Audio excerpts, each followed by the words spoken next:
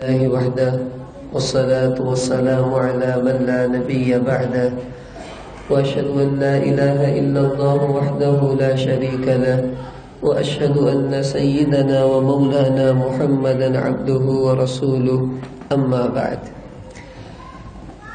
الحمدللہ آج ہمارا 15 روزہ جو نشست ہوتی ہے اس کا بہت ہی اہم بیان آج شروع ہونے والا ہے، اور یہ بیان اس لیے زیادہ اہمیت کا حامل ہے کہ ایک تو اس کا تعلق زیادہ آپ مستورات سے ہے، اور دوسرا اس کی اہمیت کی بڑی وجہ یہ ہے کہ نبی کریم صلی اللہ علیہ وسلم نے ارشاد فرمایا کہ الطہور شطر الایمان، کہ پاکیزگی جو ہے وہ ایمان کا شرط ہے اور بہت بڑا اس کا ایک حصہ ہے، کہ جو انسان پاک نہیں ہوتا اس کی نماز بھی قبول نہیں، اس کا قرآن پڑھنا بھی قبول نہیں، اس کے دوسرے اعمال بھی ویسے نہیں ہو سکتے اللہ کے. تو پاکیزگی جو ہے یہ ایمان کا بہت ہی بڑا حصہ ہے، اس وجہ سے پاکیزہ رہنا یہ مسلمان کی شان ہے.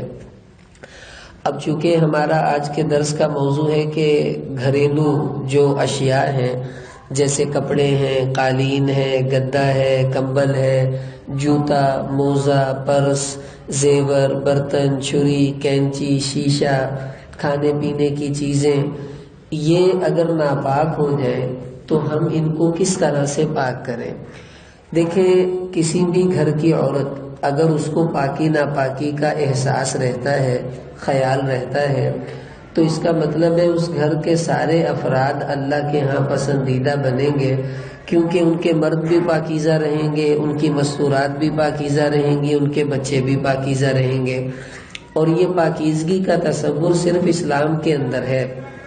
دوسری جتنی بھی قومیں ہیں، آپ اگر ان کے مذہب کا مطالعہ کریں یا ان کی زندگی کو دیکھیں، ان کے اندر صفائی کا تصور تو ہے، پاکیزگی کا تصور ان میں نہیں ہے. پاکیزگی کا تصور ہمیں صرف اسلام دیتا ہے. اسلام ہمیں صاف رہنے کی بھی ترغیب دیتا ہے اور پاک رہنے کی بھی ترغیب دیتا ہے، لیکن دوسرے مذاہب صاف رہنے کی ترغیب تو دیتے ہیں، پاک رہنے کی ترغیب وہ نہیں دیتے. یہ پاکیزگی اللہ نے صرف مسلمانوں کی شان بنائی ہے. اسی لیے پاکیزگی کا جو لفظ ہے یہ اردو میں اور عربی کے اندر یہ طہارت کے معنی میں آتا ہے. انگلش میں طہارت کا کوئی ترجمہ نہیں لکھا ہوا کسی بھی ڈکشنری کے اندر، کیونکہ ان کے مذہب میں پاکیزگی ہے ہی نہیں، تو انہوں نے اس کا لفظ بھی کیا ڈھونڈنا.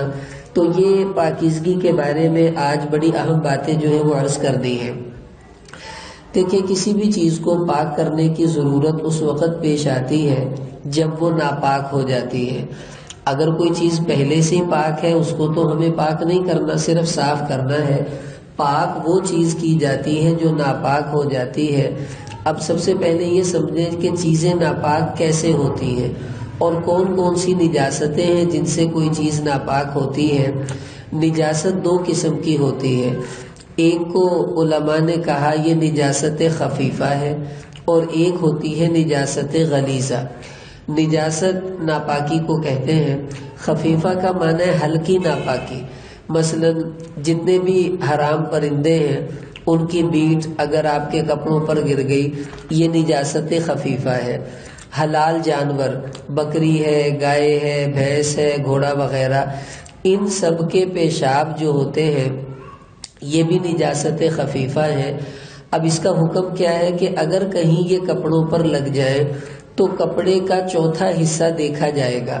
مثلا آپ کے بازو پر کسی بکری کا پیشاب لگ گیا تو آپ کا جو بازو سلا ہوا ہے، اگر آپ اس بازو کے 4 حصے کریں تو دیکھیں کہ چوتھائی حصہ جو ہے پیشاب اس سے کم ہے یا اس سے زیادہ ہے. اگر تو چوتھائی حصے سے کم پیشاب ہے تو یہ معاف ہے.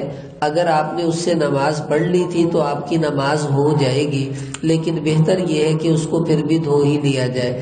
ایسے ہی آپ کی شلوار پر لگ گیا تو آپ اپنی پوری شلوار کے 4 حصے کر کے دیکھیں کہ چوتھائی حصے سے وہ کم لگا ہے یا زیادہ. کم ہے تو وہ معاف ہے، اس سے نماز پڑھ لی تو نماز بھی ہو جائے گی اور گناہ بھی نہیں ہے، لیکن بہتر یہ ہے کہ اس کو بھی دھو لیا جائے. تو یہ حلال جانوروں کا پیشاب اور حرام جانوروں کی بیٹ یہ نجاست خفیفہ ہوتی ہے، اس سے ہمارا واسطہ نہیں پڑتا. ہم لوگ شہروں میں رہتے ہیں، گاؤں میں رہنے والے جو لوگ ہیں ان کا اس سے بہت واسطہ پڑتا ہے. انہوں نے بھینسیں رکھی ہیں، بکریاں رکھے ہیں، گائے رکھے ہوئے ہیں، تو ان کا پیشاب سے ان کو بچنے کی جو ہے وہ تلقین کرنی چاہیے. لیکن ہمارا جو تعلق ہے زیادہ وہ ہے نجاست غلیظہ سے. اب نجاست غلیظہ کس کو کہتے ہیں؟ یہ ہے بڑی ناپاکی اور زیادہ خطرناک ناپاکی. یہ دو قسم کی ہوتی ہے، ایک ہوتی ہے گاڑی، ایک ہوتی ہے پتلی. نجاست غلیظہ گاڑی جیسے گوبر ہے، مینگنی ہے، لید ہے، پاخانہ ہے، یہ وہ نجاست ہے جو بڑی نجاست ہے اور ہے بھی یہ بڑی بھی ہے اور ہے بھی بڑی خطرناک.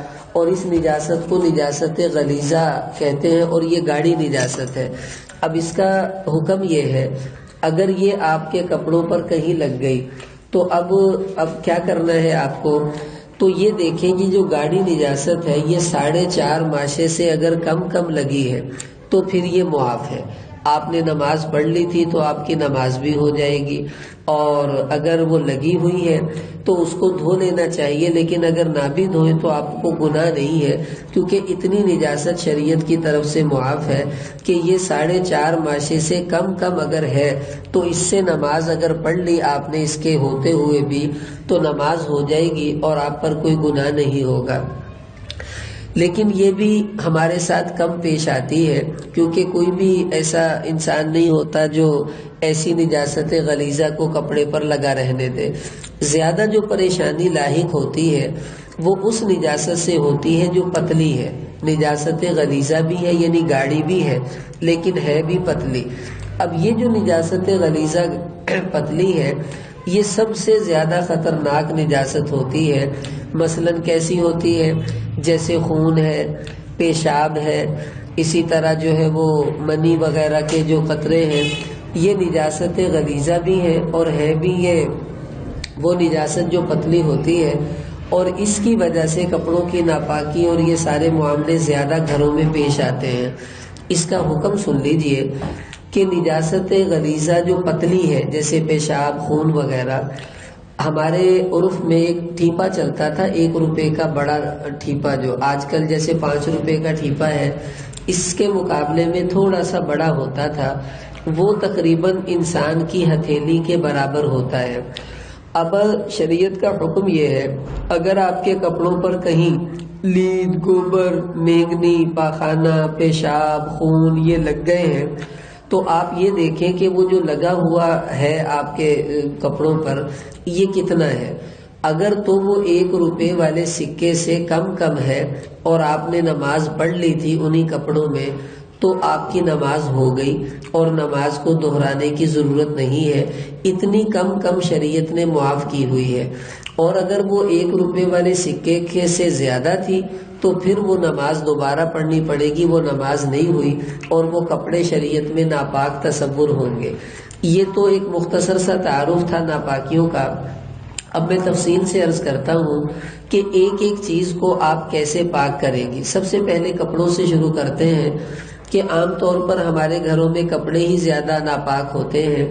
دیکھیں ایک بات بہت توجہ سے سن لیں.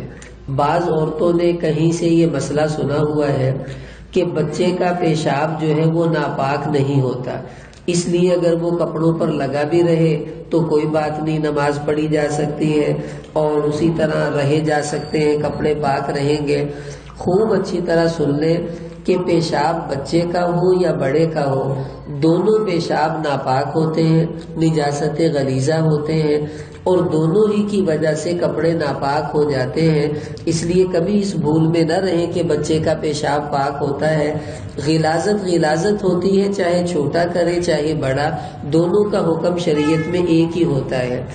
دوسری بات یہ سمجھ لیں مستورات کے اندر اس کا اہتمام ہونا چاہیے. عام طور پر گھروں میں بچوں کے پیشاب سے عورتیں نہیں بچتی. جن کے چھوٹے دودھ پیتے بچے ہیں اکثر پیشاب کرتے رہتے ہیں. اب وہ پیشاب کے چھینٹوں سے بچتی نہیں ہیں، کپڑے بھی نہیں دھوتی، نماز بھی پڑھتی رہتی ہیں، یا بعض اوقات نماز نہیں بھی پڑھتی اس وجہ سے کہ کپڑے ناپاک ہو گئے ہیں، اب میں کیسے نماز پڑھوں. ایک تو یہ نقصان کیا کہ ہم نے اپنے کپڑے ناپاک کیے، دوسرا نقصان یہ کیا نماز چھوڑ دی، اور تیسرا جو نقصان ہوگا وہ مرنے کے بعد ہوگا۔ حضور علیہ السلام نے ارشاد فرمایا کہ استنزہوا من البول فإن عامۃ عذاب القبر منہ، کہ اے لوگوں اپنے آپ کو پیشاب کی چھینٹوں سے بچایا کرو، کیونکہ اکثر عذاب قبر پیشاب کی چھینٹوں سے نہ بچنے کی وجہ سے ہوتا ہے۔ حضور علیہ السلام 2 قبروں پر سے گزرے، آپ نے دیکھا ان کو عذاب ہو رہا تھا، اللہ کے نبی نے ایک درخت کی شاخ توڑی اور ان دونوں قبروں پر لگائے، ان کے لیے دعا مانگی۔ حضور علیہ السلام نے فرمایا، یہ بخاری شریف کی روایت ہے، آپ علیہ السلام نے فرمایا کہ یہ جو 2 قبر والے تھے پتہ ان کو کیوں عذاب ہو رہا تھا؟ صحابہ نے پوچھا یا رسول اللہ کیوں ہو رہا تھا؟ فرمایا ایک کو عذاب اس لیے ہو رہا تھا کہ وہ پیشاب کے چھینٹوں سے بچتا نہیں تھا، اور دوسرے کو عذاب اس لیے ہو رہا تھا کہ وہ چغل خوری کیا کرتا تھا۔ اب پیشاب کے چھینٹوں سے نہ بچنا یہ عذاب قبر کا سبب بن جاتا ہے، اس لیے آپ مستورات کو بہت احتیاط کی ضرورت ہے۔ نماز کے لیے الگ کپڑے رکھ لیں، اگر بچے پیشاب کرتے ہیں تو وہ کپڑے بدل کر جلدی سے نماز پڑھ لیں، پھر دوسرے پہن لیں، ورنہ پوری احتیاط بہرحال آپ کو کرنی چاہیے۔ تیسری بڑی خامی جو مستورات میں نے دیکھی ہے وہ یہ کہ ہماری مستورات عام طور پر ان چیزوں کا اہتمام نہیں کرتی کہ مشین لگاتی ہیں کپڑے دھونے کے لیے، اب اس میں بڑوں کے کپڑے بھی ڈال دیے، اپنے کپڑے بھی ڈال دیے، بچوں کے کپڑے بھی ڈال دیے، سارے کپڑے اکٹھے ہی مشین میں ڈال دیتی ہیں۔ اب بچوں کے جو کپڑے ہیں ان پر تو پیشاب لگا ہوا تھا، وہی پیشاب جب آپ نے پانی میں اس کو ڈالا سارا پانی ناپاک ہو گیا، اور جتنے کپڑے آپ نے مشین میں ڈالے تھے اس پور کے اندر وہ سارے کپڑے ناپاک ہو گئے، باپ کے بھی ناپاک، بیٹے کے بھی ناپاک، بھائی کے بھی ناپاک، امی کے بھی ناپاک۔ اب انہی کپڑوں میں باپ نے بھی نماز پڑھنی ہے، امی نے بھی نماز پڑھنی ہے، لیکن آپ نے اپنے بچوں کے وہ جو ناپاک کپڑے تھے وہ ان میں ڈال دیے، جس کی وجہ سے سارے کپڑے ناپاک ہو گئے۔ اب دیکھیں یہ کتنی بڑی خطرے کی بات ہے۔ اکثر ایسا ہوتا ہے کہ مستورات دیکھتی نہیں ہے۔ دیکھیں آپ نے کپڑے دھونے ہیں، میں اس کا طریقہ بتاتا ہوں۔ بڑوں کے کپڑے بھی سب سے پہلے دیکھیں ان پر کوئی نجاست تو نہیں لگی ہوئی، اگر لگی ہوئی ہے تو اس کو الگ سے پہلے تھوڑا سا وہ حصہ جو ناپاک ہے اس کو دھو دیں، اس کے بعد ان کپڑوں کو مشین میں ڈالیں تاکہ مشین کا سارا پانی جو ہے وہ ناپاک نہ ہو، ورنہ جتنے کپڑے اس میں دھلیں گے وہ سب کپڑے ناپاک ہو جائیں گے۔ اب ایسے ہی کپڑوں کو پاک کرنے کی ضرورت جو ہے وہ پیش آتی ہے۔ اب کچھ باتیں آپ یہ سمجھ لیں جس میں ہمیں زیادہ پریشان بھی نہیں ہونا چاہیے۔ مثلاً اگر پیشاب کے بالکل چھوٹے چھوٹے قطرے آپ کے کپڑوں پر لگے ہیں جو سوئی کی نوک کے برابر ہیں، نظر بھی نہیں آتے، مثلا بچے نے دور پیشاب کیا، تھوڑے سے چھینٹے اڑ کے گر گئے ہیں، آپ نے دیکھا شلوار کو تو وہ محسوس ہی نہیں ہو رہے کہاں گرے کہاں نہیں گرے، تو ایسے چھینٹوں سے کپڑے ناپاک نہیں ہوتے، آپ کو گھبرانے کی کوئی ضرورت نہیں ہے۔ اسی طرح بارش ہوتی ہے تو سڑک کے کنارے پر پانی کھڑا رہتا ہے، اب اگر تو یہ گٹر کا پانی ہے پھر تو یہ ناپاک ہے، اگر بارش کا پانی ہے یا کسی نے سڑک پہ پانی چھڑکایا تھا پائپ کے ذریعے سے اور وہ کوئی گاڑی گزری آپ کے کپڑوں پہ چھینٹیں پڑ گئیں، تو ایسے چھینٹوں کی وجہ سے بھی کپڑے ناپاک نہیں ہوتے، کیونکہ بارش کا پانی بھی پاک ہوتا ہے اور جو پائپ کا پانی ہے ٹوٹی سے نکلا ہوا وہ بھی پاک ہی تھا۔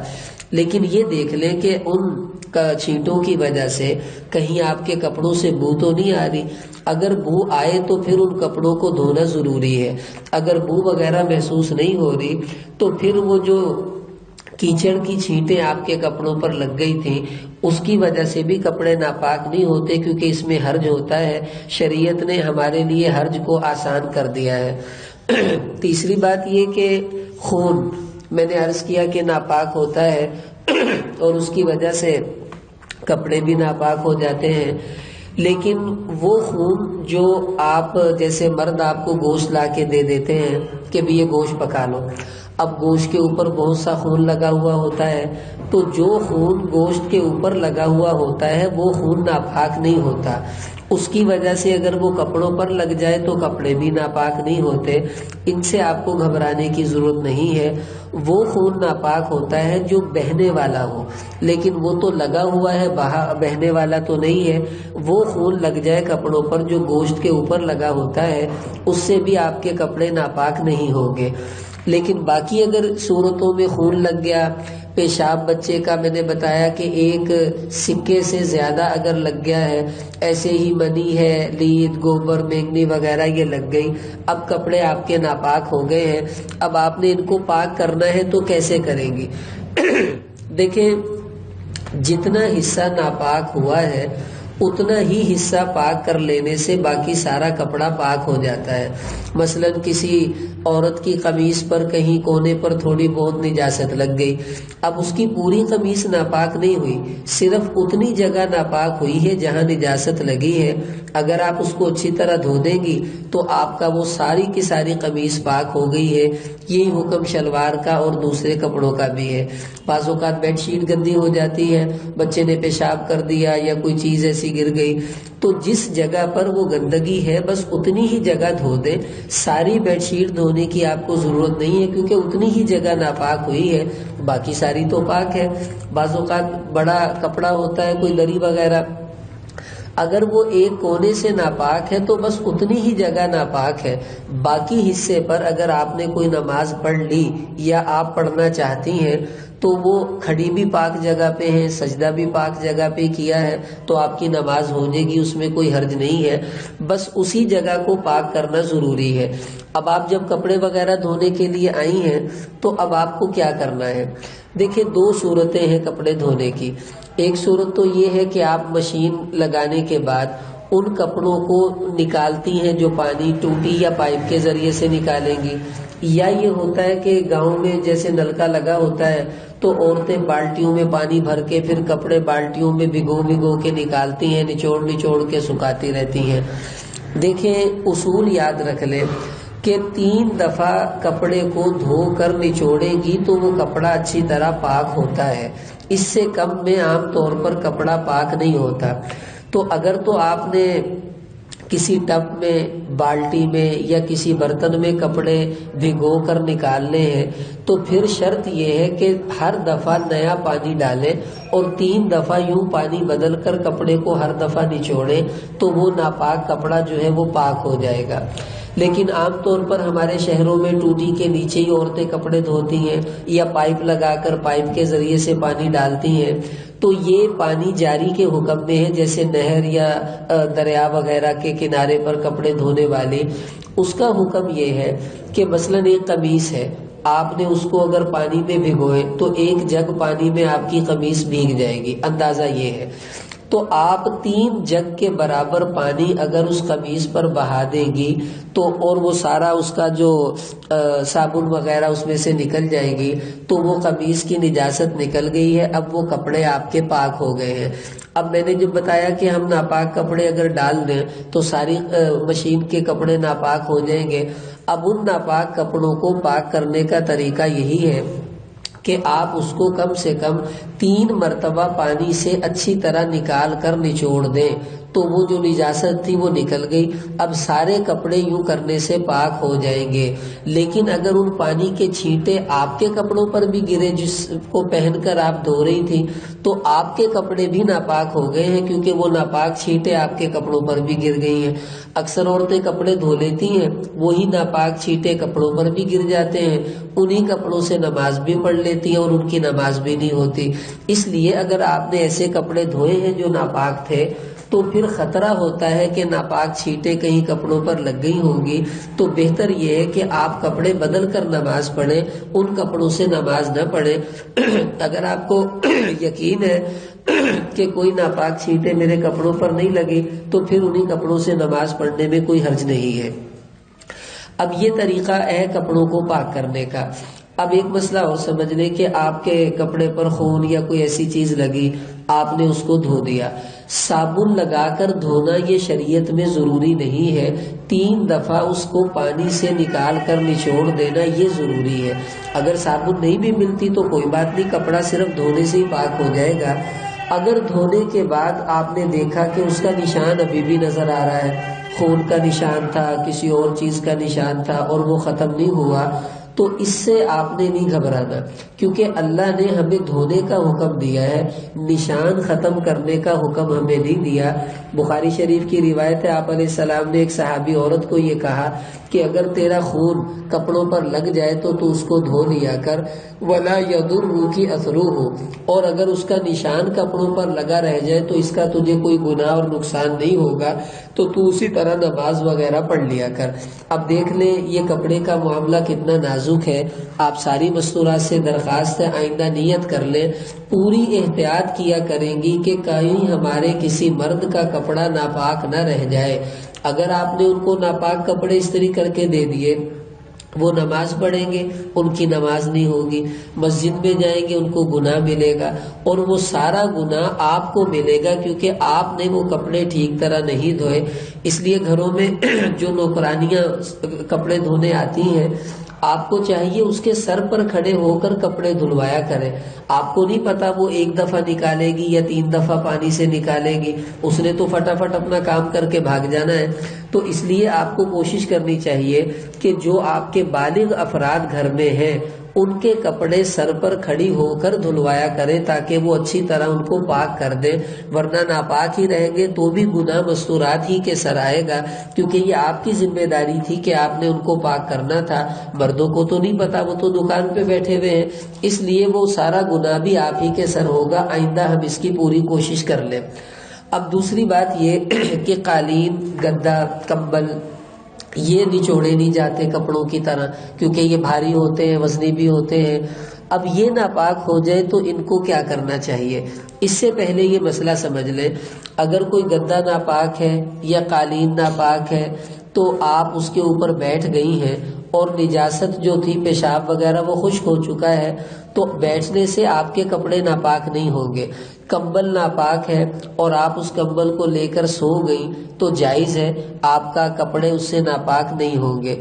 اسی طرح اگر کوئی کونا اس کا ناپاک تھا اور آپ نے دوسرے کونے پر ذکر کر لیا، تلاوت کر لی یا نماز پڑھ لی تو کوئی حرج نہیں ہے، آپ کی نماز، ذکر، تلاوت اللہ کے ہاں قبول ہو جائے گی، کیونکہ جہاں آپ نے نماز پڑھی ہے وہ ناپاک نہیں تھا اور جہاں ناپاک تھا وہاں آپ بیٹھی نہیں۔ تو یہ اصول میں نے اس لیے عرض کر دیا کہ آپ پریشان نہ ہو۔ اگر وہ ناپاک ہو گئے ہیں تو آپ نے ان کو پاک کرنا ہے، تو اس کا طریقہ شریعت نے بڑا آسان بتایا ہے، وہ یہ کہ کمبل کو آپ اٹھا کر باہر لے آئیں۔ اب جو حصہ کمبل کا ناپاک تھا آپ ایسا کریں، اس کو کسی بالٹی وغیرہ پر رکھ لیں، یا جیسے 4 کونے پکڑ کر وہ بنایا جاتا ہے جھولا سا، تو جو نجاست والا حصہ ہے اس کو یوں جھولے کی طرح بنا لیں اور اوپر سے ڈالیں پانی۔ اب وہ پانی اتنا ڈالیں کہ پانی نیچے سے نکلنا شروع ہو جائے، نچڑنا شروع ہو جائے۔ اب خود بخود پانی جب نیچے آنا شروع ہو گیا تو اب آپ چھوڑ دیں، نچڑ کے پانی رک جائے گا، پھر دوبارہ پانی ڈالیں، پھر اسی طرح وہ نیچے سے نچڑنا شروع ہو جائے گا، پھر پانی چھوڑ دیں، پھر تیسری مرتبہ دوبارہ پانی ڈالیں۔ 3 دفعہ یوں پانی ڈالے گی تو خود بخود جو نجاست تھی وہ اس پانی کے ذریعے سے نیچے نکل جائے گی اور آپ کا کمبل اور گدا جو ہے وہ پاک ہو جائے گا۔ اب آپ اس کو بچھا کر نماز پڑھیں اور گھبرانے اور وہم کرنے کی آپ کو کوئی ضرورت نہیں ہے۔ لیکن قالین کا جو مسئلہ ہے یہ تھوڑا پیچیدہ ہے، کیونکہ قالین کے نیچے بعض اوقات وہ پیسٹ وغیرہ لگا کے اس کو چپکا دیتے ہیں۔ اب اگر قالین کو آپ اٹھا سکیں تو اس کو اکھاڑ کر ہی دھونا چاہیے، اسی طریقے سے جو میں نے بتایا ہے کہ پانی اس کے اوپر 1 دفعہ بہائیں، اتنا بہائیں کہ پانی نچڑنا شروع ہو جائے، پھر چھوڑ دیں، پھر دوسری دفعہ بہائیں، پھر نچڑنا شروع ہو جائے، جب قطرے گرنے بند ہو جائیں پھر تیسری دفعہ پانی ڈال دیں، اور 3 دفعہ پانی ڈالنے کے بعد آپ کو یقین ہو جانا چاہیے کہ اب ہمارا قالین، ہمارا گدا، ہماری رضائی یہ پاک ہو چکی ہے اور اس میں اب کوئی نجاست باقی نہیں رہی۔ لیکن اگر قالین نہیں اٹھایا جا سکتا، کمرہ بڑا ہے اور اس کے اوپر سامان بہت زیادہ ہے، اٹھانا بہت دشوار ہوگا، تو اب کیسے پاک کریں ورنہ تو یہ ناپاک رہے گا؟ اس کا بہت ہی آسان طریقہ وہ میں عرض کر دیتا ہوں، وہ یہ ہے کہ آپ اس کو جو حصہ ہے مثلا ناپاک ہوا ہے، اس ناپاک حصے کا اندازہ لگا لیں کہ اتنے حصے پر بچے نے پیشاب کر دیا ہے۔ اب آپ باہر سے پانی لے کر آئیں اور خشک کپڑے 3 لے لیں الگ الگ۔ تو پہلے آپ اس پیشاب کے اوپر پانی ڈال دیں۔ اب سارا قالین تھوڑا تھوڑا قریب کا گیلا ہو گیا ہے، اور وہ اتنا گیلا ہو گیا کہ پیشاب اور پانی مکس ہو گیا ہے اس کے اندر۔ اب آپ خشک کپڑے سے اس گیلے قالین کو خشک کرنے کی کوشش کریں، تو وہ کپڑا وہ سارے کا سارا گیلا پانی چوس لے گا۔ اس میں کچھ پانی بھی تھا، کچھ پیشاب بھی تھا، وہ چوسا گیا۔ پھر دوبارہ پانی ڈالیں، اسی طرح اس کو گیلا کر لیں۔ پھر دوسرے خشک کپڑے سے دوبارہ آپ قالین کو اچھی طرح صاف کریں۔ اب قالین کا وہ جو گیلا پانی اور پیشاب ملا ہوا تھا، دوسرے کپڑے نے بھی اس کو چوس لیا۔ پھر آپ تیسری دفعہ دوبارہ پانی ڈالیں اور پھر تیسرے خشک کپڑے سے اس کو اچھی طرح صاف کر لیں تاکہ وہ پانی چوس لے۔ 3 دفعہ کرنے سے انشاءاللہ اب آپ کو یقین ہونا چاہیے کہ اب آپ کا قالین پاک ہو چکا ہے، یعنی آپ اس کو اٹھا کر دھو بھی نہیں سکتی اور پورا پانی بہا بھی نہیں سکتی۔ تو اتنے حصے کو گیلا کر کے کچھ اس سے زائد پانی ڈال دیں، اچھی طرح گیلا کریں تاکہ پیشاب اور پانی مکس ہو جائے۔ پھر جب کپڑے سے چوسیں گی تو آہستہ آہستہ 3 دفعہ سے وہ سارا پیشاب کپڑے میں آ جائے گا اور آپ کا قالین پاک ہو جائے گا۔ پھر وہ کپڑے جن سے آپ نے وہ صاف کیا تھا ان کو دھو لے اور وہ کپڑے بھی پاک ہو گئے اور آپ کا قالین جو ہے وہ بھی پاک ہو گیا۔ اب اکثر عورتیں ہوتی ہیں، بچے نے کر دیا کہتے چلو کوئی بات نہیں، اب وہ ناپاک قالین ہے، اب اگر اس کے اوپر آپ نے نماز پڑھ لی تو آپ کی نماز نہیں ہوگی۔ ذکر کریں گی تو اس سے بھی اللہ ناراض ہوں گے کہ ناپاک جگہ پر ذکر کر رہی ہے۔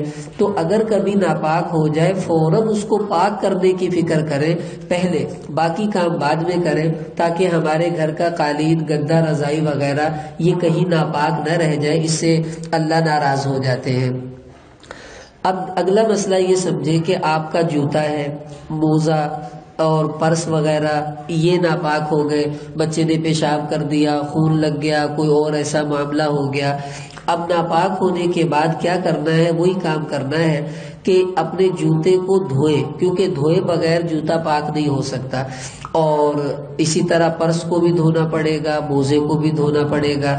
لیکن اگر آپ یہ محسوس کر رہی ہیں کہ یہ دھونا اس وقت ضروری ہے جب نجاست پتلی ہو، جیسے پیشاب لگ گیا، اور اگر نجاست گاڑی لگی تھی جیسے خون لگ گیا یا گوبر لگ گیا، تو اس کے 2 طریقے ہیں بڑے آسان۔ ایک طریقہ تو یہی ہے کہ آپ اس کو دھو لیں، اگر دھو نہیں سکتی تو آپ اس کو رگڑ دیں زمین کے ساتھ یا کسی چیز کے ساتھ رگڑ دیں، اتنا رگڑ دیں کہ وہ نجاست بھی اتر جائے اور اس کا نشان بھی چلا جائے، تو آپ کا جوتا بھی پاک ہو جائے گا، آپ کا پرس بھی پاک ہو جائے گا، موزہ بھی پاک ہو جائے گا۔ رگڑ دینے سے بھی پاک ہو جاتی ہیں چیزیں اگر ان کی نجاست پتلی نہ ہو۔ اگر پتلی ہے جیسے پیشاب تو وہ اندر جذب ہو جاتا ہے، جذب ہونے کی وجہ سے رگڑنے سے بھی وہ چیز پاک نہیں ہوگی، پھر آپ کو اپنا جوتا بھی دھونا پڑے گا، پرس بھی دھونا پڑے گا، اور دوسری چیزیں بھی موزہ وغیرہ یہ دھونی پڑے گی اگر پیشاب والی ہے۔ اگر کوئی اور نجاست ہے تو دھونے کے بغیر آپ رگڑ بھی دیں گی تو وہ پاک ہو جائے گی، اس میں کوئی حرج نہیں ہوگا۔ پھر ہمارے گھر کے اندر فرش ناپاک ہو جاتا ہے، بچے نے فرش پر پیشاب کر دیا، اب ظاہر ہے ہمارے فرش چپس لگی ہوتی ہے، ٹائلیں لگی ہوتی ہیں، سنگ بربر ہے، پکے فرش تقریباً ہوتے ہیں، تو اب ان کو ایک طریقہ تو یہی ہے کہ آپ اس کو دھو دیں تو یہ پاک ہو گیا، یا تپڑی گیلی کر کے اس کو اچھی طرح پونچھ دیں وہاں سے تو بھی پاک ہو جائے گا، یا اس کو ویسے ہی چھوڑ دیں۔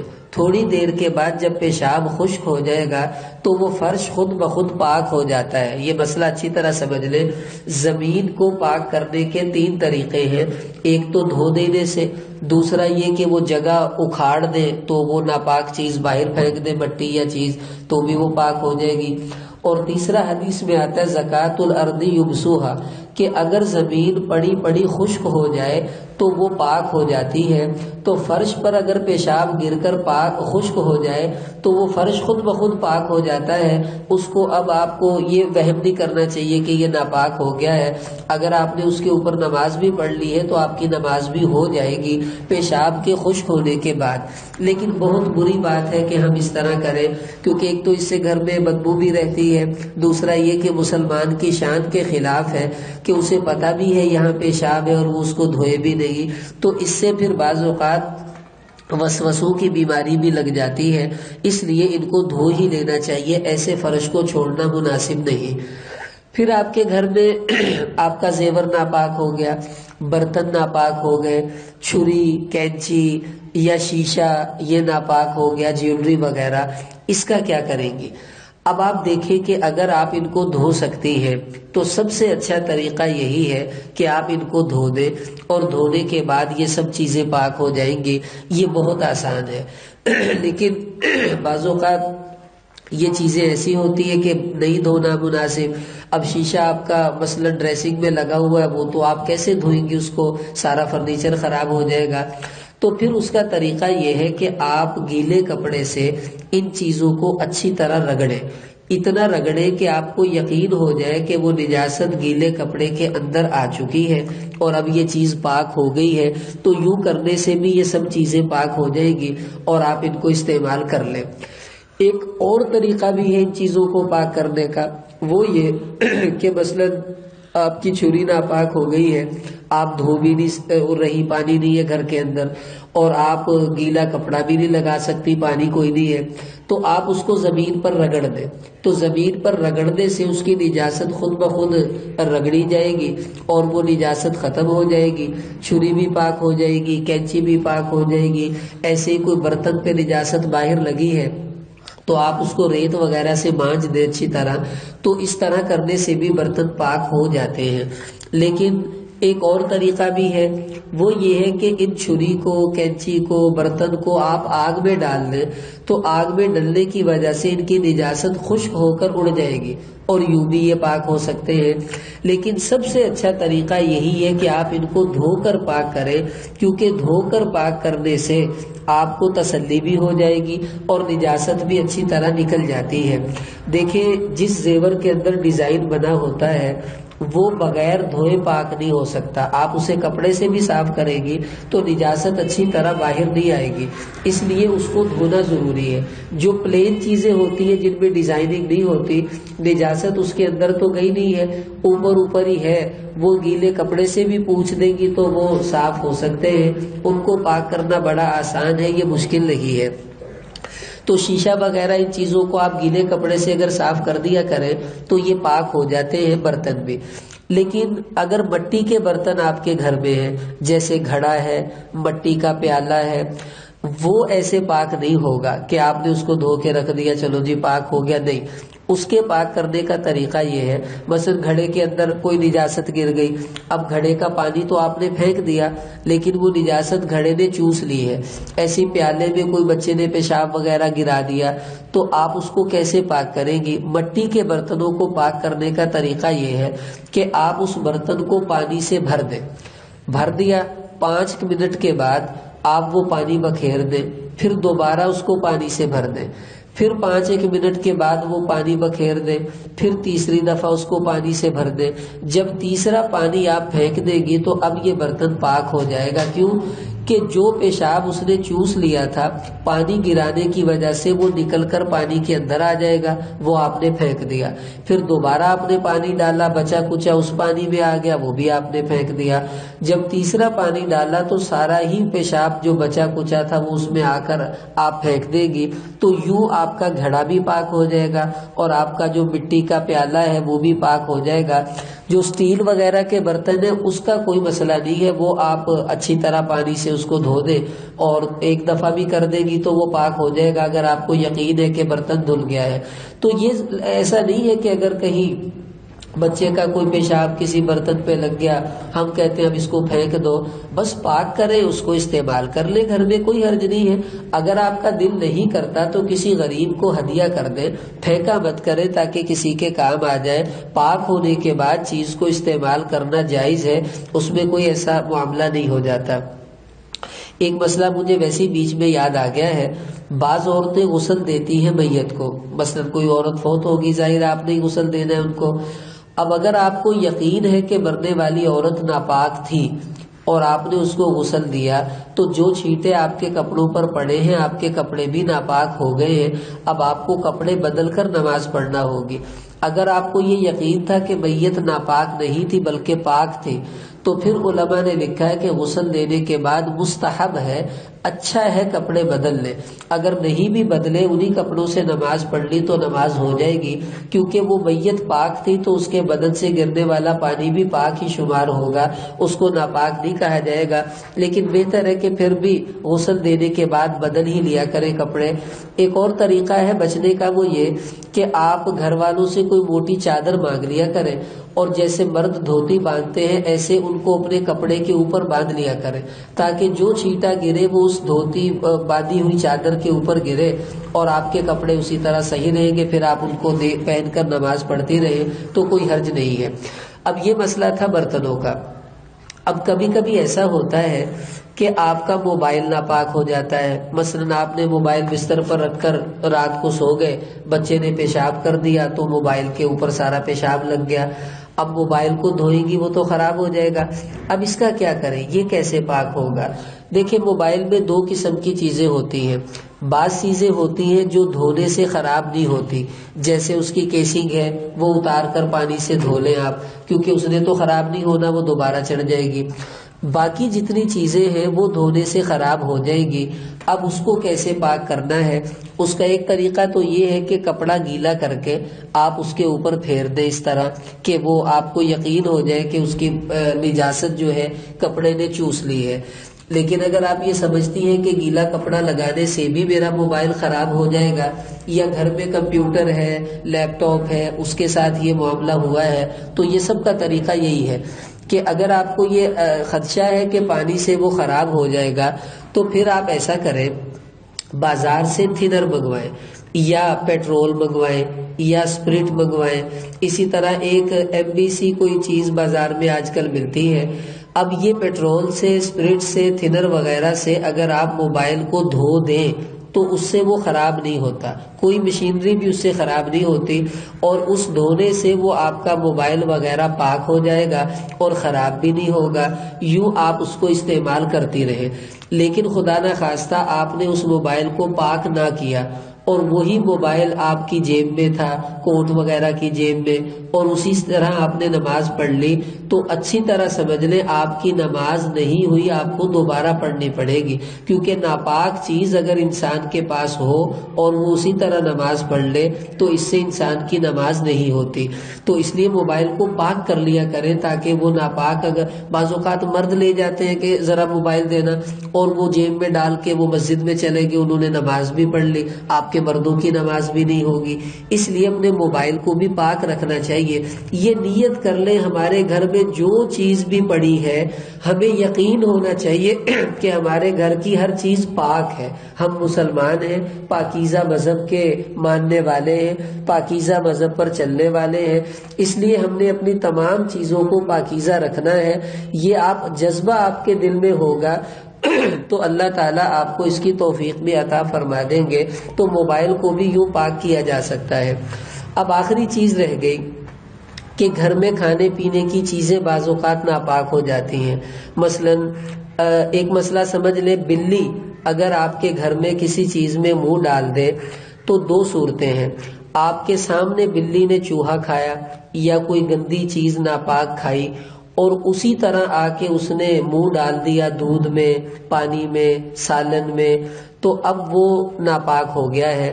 اس صورت میں کہ آپ کو پتہ ہے کہ بلی نے ابھی ناپاک چیز کھاتے ہی منہ ڈال دیا، لیکن آپ کو پتہ ہی نہیں بلی پیچھے سے کیا کھا کے آئی ہے، اور اس نے آ کر آپ کی کسی بھی چیز میں منہ ڈال دیا تو نبی کریم صلی اللہ علیہ وسلم نے بلی کے جوٹے کو پاک قرار دیا ہے کہ یہ پاک ہوتی ہے وہ چیز، اگر آپ استعمال کرنا چاہیں تو کر لیں، اس میں کوئی حرج نہیں ہے۔ باقی آپ کا دل نہیں مانتا یا آپ سمجھتی ہیں کہ بچوں کی صحت کے لیے نقصان دہ ہے تو کوئی حرج نہیں ہے، لیکن شرعی اعتبار سے بلی کا جوٹا پاک ہوتا ہے، وہ ناپاک نہیں ہوتا، اور اس کو دھونے یا صاف کرنے کی بھی آپ کو کوئی حاجت نہیں ہے۔ لیکن کتے نے منہ مار دیا، کتے کا جوٹا ناپاک ہوتا ہے، یا بعض اوقات بلی پیشاب کر گئی گھی کے اندر یا آٹے کے اندر یا کوئی ایسا معاملہ ہوا، تو اب اس کو سمجھے کیسے ہم پاک کریں گے۔ اگر تو آپ کا آٹا گندا ہوا ہے اور وہاں پر کوئی کتا منہ مار گیا یا کوئی ایسی نجاست گر گئی ہے تو اتنا گندا ہوا آٹا اکھاڑ کر پھینک دے اور باقی آٹے کو استعمال کر لیں، کیونکہ جہاں نجاست گری ہے اتنا ہی آٹا ناپاک ہوا ہے، وہ آپ نے علیحدہ کر دیا، باقی آٹا پہلے بھی پاک تھا اب بھی پاک ہے، آپ اس کی روٹی پکائیں کھائیں، کوئی حرج والی بات نہیں ہے، اور نہ ہی اس میں کسی قسم کا کوئی ہمیں پریشان ہونے کی ضرورت ہے۔ اب اگر وہ آٹا گندا ہوا نہیں تھا بلکہ خشک تھا تو پھر کتے نے منہ مار دیا یا کوئی ایسا معاملہ ہو گیا تو آپ دیکھیں کتنا آٹا گیلا ہو گیا ہے، ظاہر ہے اس کے منہ سے لعاب نکلا ہے یا کوئی پیشاب گر گیا، تو جہاں جہاں پر آٹا گیلا ہے تو وہ گیلا گیلا آٹا ہی ناپاک ہے، وہ آپ نکال دیں، اور باقی جتنا خشک آٹا ہے وہ پاک ہے، اس کے اوپر تو نجاست گئی نہیں ہے، تو آپ اس آٹے کو استعمال کریں اور اس کو پاک کرنے کی کوئی ضرورت نہیں ہے، وہ ناپاک حصہ نکال دیں، باقی خود بخود پاک ہے، اس کو استعمال کرتی رہیں۔ ایسی بعض اوقات ہوتا ہے کہ گھی وہ ناپاک ہو گیا، اب اگر گھی جمع ہوا ہے، جیسے آج کل سردیوں میں گھی جم جاتا ہے، وہ بھی آٹے کی طرح اس ناپاک حصے کو آپ اکھاڑے اوپر سے وہ پھینک دیں، اور باقی گھی آپ کا پاک ہے، اس کو آپ استعمال کریں۔ لیکن اگر گھی مثلا آئل تھا وہ تو جمع ہوا نہیں ہوتا، شیرہ ہے، شہد ہے اور تیل ہے سر پہ لگانے والا، اب یہ اگر ناپاک ہو گئے، مثلا اس کے اندر کوئی پیشاب گر گیا یا کوئی ایسی نجاست گر گئی، اب کیا کریں؟ اب آپ اس کو پھینکیں نہیں، اس کو پاک کریں اور استعمال کریں۔ اب اس کے پاک کرنے کے دو طریقے ہیں۔ ایک طریقہ یہ ہے، مثلا آپ کا جو آئل تھا آدھا کلو ہے تو آپ اس میں آدھا کلو پانی ڈال دیں اور اس کو پانی پر رکھ دیں اور اس کو پکائیں، اتنا پکائیں کہ پانی اڑ جائے اور تیل رہ جائے، پھر آدھا کلو پانی ڈال دیں، یعنی جتنی وہ چیز ہے اتنا ہی پانی اس میں ڈالنا ہے، پھر اس کو پکائیں، اتنا پکائیں پانی اڑ جائے تیل رہ جائے، پھر تیسری دفعہ پانی ڈال دیں، پھر اس کو پکاتی رہیں اتنا وہ پکے کہ پانی اڑ جائے تیل رہ جائے۔ اب یہ آپ کا تیل تھا، شہد تھا، آئل تھا، شیرہ تھا یا جو بھی تھا وہ پاک ہو گیا ہے، کیونکہ 3 دفعہ پانی ڈالنے سے نجاست پانی میں چلی گئی تھی اور وہ پانی اڑ گیا تھا، اب اس میں کوئی نجاست باقی نہیں، آپ یہ گھی، شہد، تیل وغیرہ استعمال کریں، اس میں کوئی حرج نہیں ہے۔ دوسرا طریقہ اس کا یہ ہے کہ وہ جو شہد وغیرہ یا آئل وغیرہ ناپاک ہوا، آپ اس کے اندر پانی ڈال دیں، جب آپ پانی ڈالیں گی تو آپ خود دیکھیں گی کہ تیل اوپر آ جائے گا اور پانی نیچے رہ جائے گا، تو پھر آپ کسی طریقے سے اوپر سے وہ تیل وغیرہ نکال کے دوسرے برتن میں ڈال لیں، یا نیچے سے سوراخ کر کے پانی کو نکال دیں اور تیل اس میں باقی رہ جائے، پھر اس میں اتنا ہی پانی ڈال دیں جتنا وہ تیل تھا، پھر وہ تیل اوپر آ جائے گا، پانی نیچے رہ جائے گا، پھر آپ تیل کو سائڈ پہ کر دیں، پھر تیسری دفعہ پانی ڈالیں اس کے اندر، پھر یہی ہوگا، تیل اوپر آئے گا، پانی نیچے رہ جائے گا، تو آپ تیل کو نکال لیں، اب وہ پاک ہو چکا ہے۔ یا تو 3 دفعہ ڈال کر اس کو پانی چینج کر لیں، یا 3 دفعہ ڈال کر پانی کو آگ پر آپ خشک کر دیں، تو یوں آپ کی جو آئلی چیزیں ہیں گھر میں ناپاک ہو گئی، آپ ان کو پاک کر لیں گی، اب وہ بالکل پاک ہے، آپ خود بھی کھا سکتی ہیں، دوسروں کو بھی کھلا سکتی ہیں۔ اگر دل نہیں مانتا تو پھینکے نہیں، ان کو پاک کر کر کسی غریب کے گھر میں بھیج دیں، تاکہ کم سے کم وہ ضائع ہونے سے بچے، کسی غریب کے کام آ جائیں گی۔ تو یوں اس طرح کرنے سے آپ کی کھانے پینے کی چیزیں یہ سب جو ہیں وہ پاک ہو جائیں گی۔ ایک مسئلہ اور سمجھ لیں، سالن خراب ہو جاتا ہے، مثلا آپ نے فریج میں نہیں رکھا، گرمی تھی، اب اس میں بو آنے لگ گئی، اسی طرح آٹا خراب ہو گیا ہے، دودھ خراب ہو گیا ہے، چیز خراب ہونے سے ناپاک نہیں ہوتی، خراب ہو گئی ہے، مثلا آپ کی صحت کے لیے وہ نقصان دہ ضرور ہے، اگر آپ اس کو کسی اور استعمال میں لانا چاہیں تو لا سکتی ہیں، آپ کے کپڑوں پر وہ لگ جائے تو آپ کے کپڑے ناپاک نہیں ہوں گے۔ مثلا دودھ خراب ہو جاتا ہے تو عورتیں گھروں میں اس کا وہ کر کے اور وہ اپنے چمچم وغیرہ کوئی اس قسم کی چیز بنا لیتی ہیں۔ سالن خراب ہو گیا، اب آپ اس کا کچھ نہیں کر سکتی کیونکہ وہ خراب ہو چکا ہے، اب اس کو تو پھینکنا ہی پڑے گا، لیکن اگر وہ آپ کے کپڑوں پر خراب سالن لگ جائے تو آپ کے کپڑے ناپاک نہیں ہوں گے۔ سالن خراب ہوا ہے، ناپاک نہیں ہوا، اس لیے خراب چیز لگ جائے تو اس سے کپڑے ناپاک نہیں ہوتے، ہاں ناپاک چیز لگے تو کپڑے جو ہے وہ ناپاک ہو جاتے ہیں۔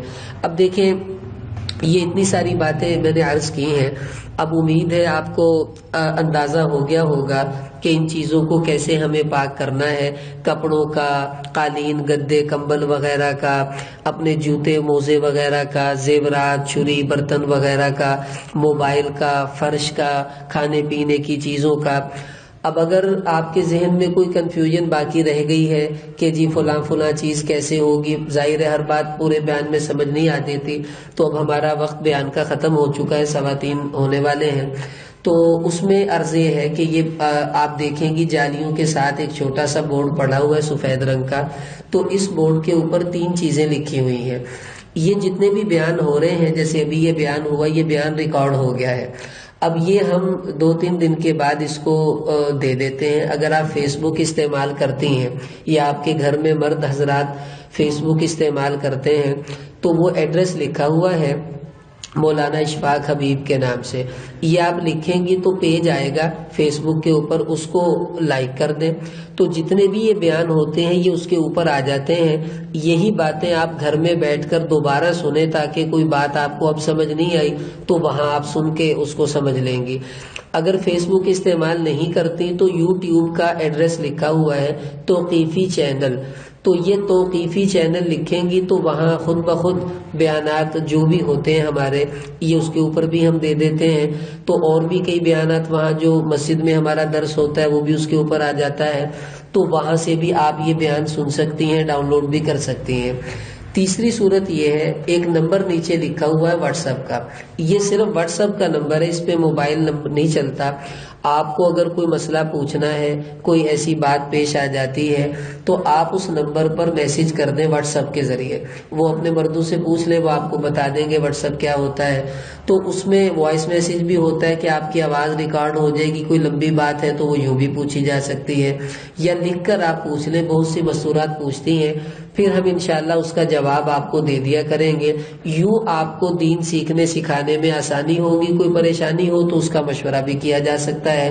بہرحال یہ چند صورتیں تھیں، اب یہ نیت کر لیں کہ آج سے پہلے جو ہو چکا اللہ سے معافی مانگ لیں، آئندہ نیت کر لیں کہ میں نے انشاءاللہ اپنے گھر میں کوئی ناپاک چیز نہیں رہنے دینی، تمام چیزوں کو انشاءاللہ میں پاک کر کے رکھوں گی تاکہ اللہ تعالیٰ مجھ سے راضی ہو جائے اور ہمارے گھر کی تمام چیزیں پاک ہی رہیں، اور انشاءاللہ جب ہم پاک رہیں گی تو پاکیزہ زندگی ہوگی، پاکیزہ موت آئے گی، اور انشاءاللہ اللہ قیامت میں پاکیزہ لوگوں کے ساتھ ہمارا حشر بھی فرمائیں گے۔